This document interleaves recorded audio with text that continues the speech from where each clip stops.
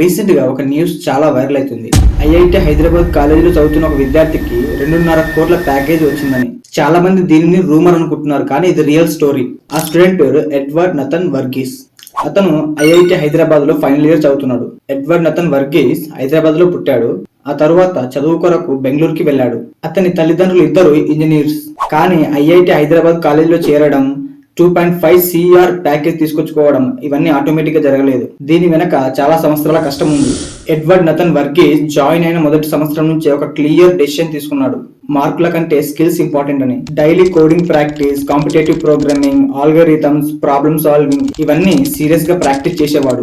College events, friends తో time pass చేయడం కంటే ఎక్కువ టైం స్కిల్ బిల్డింగ్ పైన ఇచ్చాడు. ఈ ప్రిపరేషన్ వల్ల అతను ఇండియాలో టాప్ కాంపిటేటివ్ ప్రోగ్రామర్స్ లో ఒకటిగా గుర్తింపు పొందాడు. తర్వాత ఇతనికి ఒక బిగ్ ఆపర్చునిటీ వచ్చింది.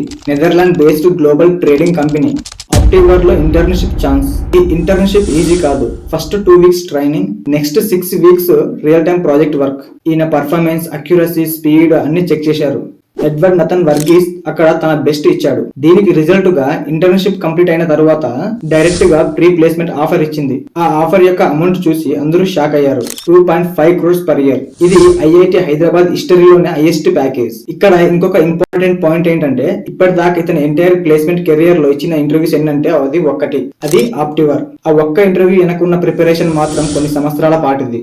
ఈ స్టోరీ మన అందరికి ఒక సింపుల్ మెసేజ్ ఇస్తుంది. ఇలాంటి అద్భుతాలు, ఇలాంటి ప్యాకేజెస్ మనకు ఒక నైట్ లో వచ్చేటివి కాదు. Daily small efforts, long time consistency అవసరం. మీరు ఐఐటి వంటి కాలేజీలో ఉన్నా లేకపోయినా కోడింగ్, డిజైనింగ్, ఎడిటింగ్, కమ్యూనికేషన్ ఏ స్కిల్ అయినా డైలీ కన్సిస్టెన్సీగా ప్రాక్టీస్ చేస్తే రిజల్ట్స్ ఖచ్చితంగా వస్తాయి. మీ అందరికీ ఒక క్వశ్చన్, మీ ఫ్యూచర్ కొరకు మీరు ఈ రోజు ఏ స్కిల్ పైన వర్క్ చేస్తున్నారు? కామెంట్ చేయండి.